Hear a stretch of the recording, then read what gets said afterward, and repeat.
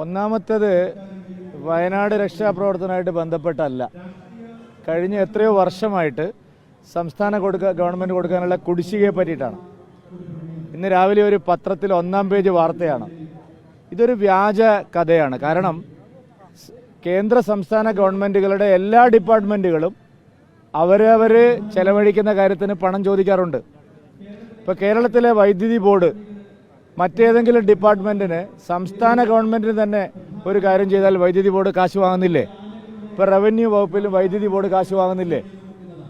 വെള്ളക്കരം മറ്റ് വകുപ്പുകൾ വാങ്ങുന്നില്ലേ?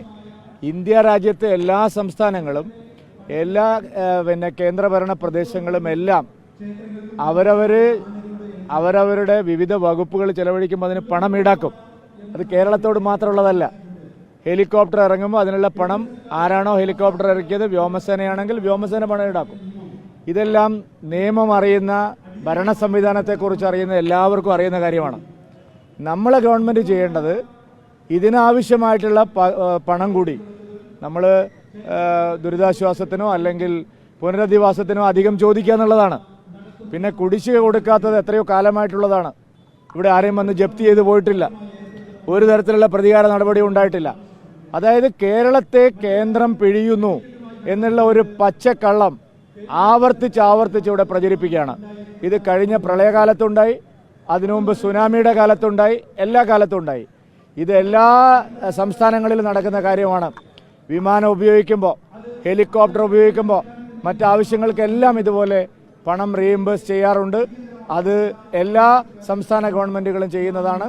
കേന്ദ്ര ഗവൺമെൻറ് മുതലാളിയും സംസ്ഥാന ഗവൺമെൻറ് തൊഴിലാളിയും എന്നുള്ള നയമില്ല. എല്ലാം ജനങ്ങളുടെ നികുതി പണമാണ്. ഒരു വിമാനം ഇവിടെ ഇറങ്ങുമ്പോൾ അതിനുള്ള പണം ഈ രാജ്യത്തെ ജനങ്ങളുടെ നികുതി പണമാണ്.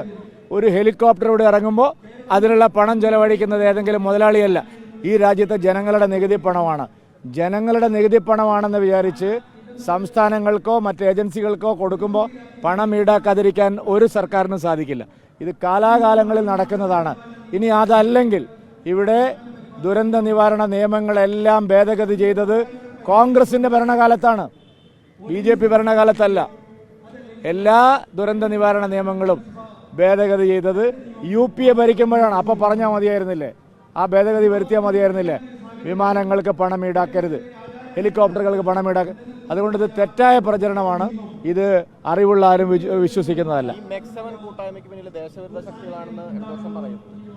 മെഡ്സവൻ കൂട്ടായ്മയ്ക്ക് പിന്നിൽ ദേശവിരുദ്ധ ശക്തികളാണ്.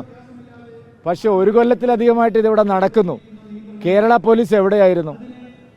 കേരള പോലീസിൻ്റെ ഇൻ്റലിജൻസ് സംവിധാനങ്ങൾ എന്തുകൊണ്ട് ഈ വിവരം റിപ്പോർട്ട് ചെയ്തില്ല? രാജ്യരക്ഷയെ ബാധിക്കുന്ന വിഷയങ്ങളാണെങ്കിൽ എന്തുകൊണ്ട് കേന്ദ്ര സർക്കാരിനെ അറിയിച്ചില്ല? ആഭ്യന്തര സുരക്ഷയെ ബാധിക്കുന്ന ഇത്രയും ഗൗരവതരമായൊരു വിഷയമാണ് എന്നാണ് CPM പറയുന്നത്. എന്ത് നടപടിയാണ് സർക്കാർ എടുത്തത്? അപ്പോൾ ഭീകരവാദികളോടൊപ്പം സർക്കാർ അടയിരിക്കുകയായിരുന്നു. അവരെ സഹായിക്കുന്ന നിലപാടാണ് സർക്കാർ സ്വീകരിച്ചത് എന്ന് സമ്മതിക്കേണ്ടി വരും. ഇത് ഇന്നും ഇന്നലെ തുടങ്ങിയതല്ല, ഒരു വർഷത്തിലധികമായി 1000 യൂണിറ്റുകൾ ഉണ്ടായി. 1000 യൂണിറ്റുകൾ ഉണ്ടാവുന്നത് വരെ പോലീസ് എന്തെടുക്കുകയായിരുന്നു? കേരള പോലീസിലെ ഇൻ്റലിജൻസ് വിഭാഗം ഇവിടെ എന്ത് നടപടിയാണ് ഇക്കാര്യത്തിൽ സ്വീകരിച്ചത്? ഇതാണ് ചോദിക്കാനുള്ളത്. അതായത് ഈ വയനാടിന് വേണ്ട സഹായം നൽകാതെയാണ് ഇത്തരത്തിലൊരു കത്തയച്ചതെന്നുള്ളതാണ്. അതൊക്കെ നിങ്ങളുടെ ഉദ്ദേശം വളരെ വ്യക്തമാണ്. ഞാൻ പറഞ്ഞല്ലോ, ഒരു പത്രം 1-ാം പേജിൽ ഇന്ന് എഴുതിയിരിക്കുകയാണത്. അത് വസ്തുതാവിരുദ്ധമായിട്ടുള്ള കാര്യമാണ്. ആ പത്രത്തിൻ്റെ പാർട്ടി ഇവിടെ 60 കൊല്ലം 50 കൊല്ലം ഭരിച്ചവരാണ്. ആ പത്രത്തിൻ്റെ പാർട്ടി, ആ പത്ര മുതലാളിയുടെ പാർട്ടി 50 കൊല്ലം കേരളം ഭരിച്ചവരാണ്. എന്തൊരു പച്ചക്കള്ളമാണ് എഴുതുന്നത്. ഏത് കാലത്തും വിമാനം ഇറങ്ങിയാൽ, ഹെലികോപ്റ്റർ ഇറങ്ങിയാൽ പണം കൊടുക്കണം. അത് കേരളത്തിൻ്റെ പണം എടുത്ത് കൊടുക്കുകയല്ല, നമ്മുടെ എല്ലാവരുടെയും പണമാണ്. അവർ ചെലവഴിക്കുന്നതും കേന്ദ്രം ചെലവഴിക്കുന്നതും സംസ്ഥാനം ചെലവഴിക്കുന്നതും ഒക്കെ പണമാണ്. ഞാൻ ചോദിക്കട്ടെ, പോലീസിന്, കേരള പോലീസിന് അധികം ഡ്യൂട്ടി എടുക്കുമ്പോൾ നമുക്ക് പണം കൊടുക്കുന്നില്ലേ? നമ്മൾ പണം അടയ്ക്കുന്നില്ലേ? പോലീസിന് പണം അടയ്ക്കുന്നില്ലേ? നമ്മൾ അധികം പണം കറണ്ട് എടുക്കുമ്പോൾ പണം അടയ്ക്കുന്നില്ലേ? സംസ്ഥാനത്തിൻ്റെ പരിപാടിക്ക് പണം കൊടുക്കണ്ടേ? ഇതൊക്കെ വെറുതെ എന്ത് നുണപ്രചരണമാണ് നടക്കുന്നത്?